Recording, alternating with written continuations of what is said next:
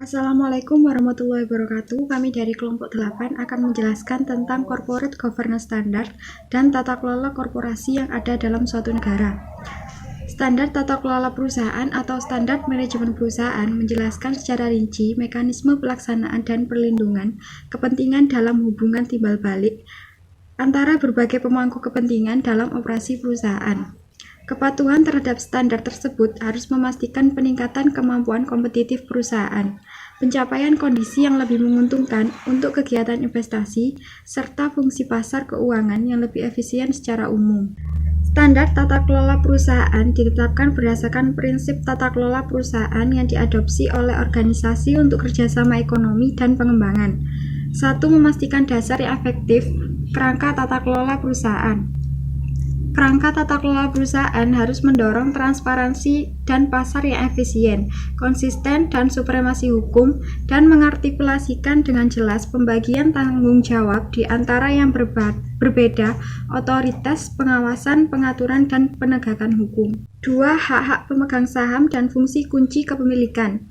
Kerangka kerja tata kelola perusahaan harus melindungi dan memfasilitasi pelaksanaan hak-hak pemegang saham. 3. Perlakuan yang setara dari pemegang saham. Kerangka tata kelola perusahaan harus memastikan kesetaraan terhadap semua pemegang saham, termasuk minoritas dan asing pemegang saham.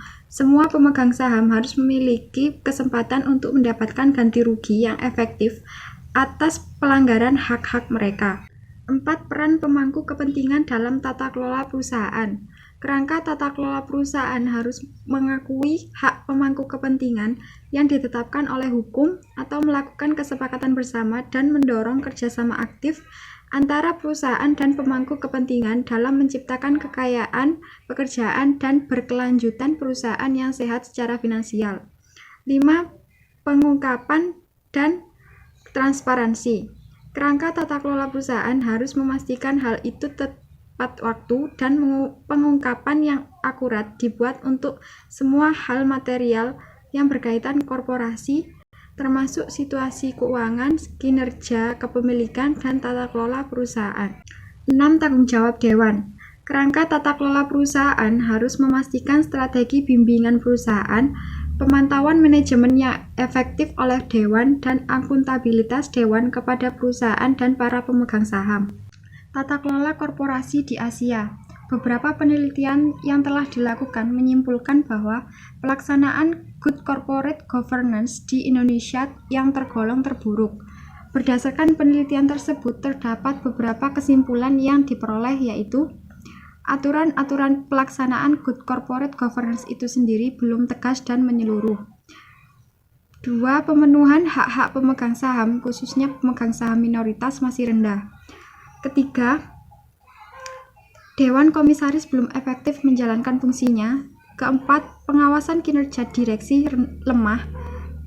Kelima, laporan tahunan belum memberikan informasi yang memadai bagi para stakeholder untuk mengetahui lebih jauh tentang kegiatan perusahaan, laporan keuangan, dan informasi lain untuk mengambil suatu keputusan.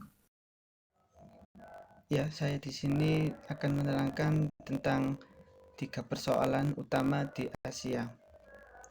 Yang pertama, banyaknya perusahaan yang masih terbelakang atau belum didesain untuk memainkan peran penting di pasar. Yang kedua, pasarnya sendiri tidak bekerja secara optimal dan lingkungan bisnisnya tidak kompetitif.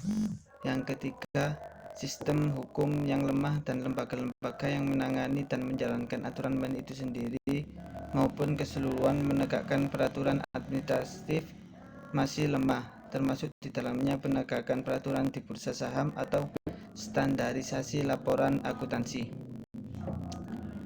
Kemudian tata kelola korporasi di Eropa mempertimbangkan kekhususan sistem tata kelola perusahaan nasional dan kepekaan terhadap legislasi terpusat. Partai Kerja mengusulkan seperangkat pedoman untuk operasi dan kontrol korporasi di Uni Eropa. Pedoman ini harus berfungsi sebagai kerangka kerja minimum untuk di perusahaan standar tata kelola di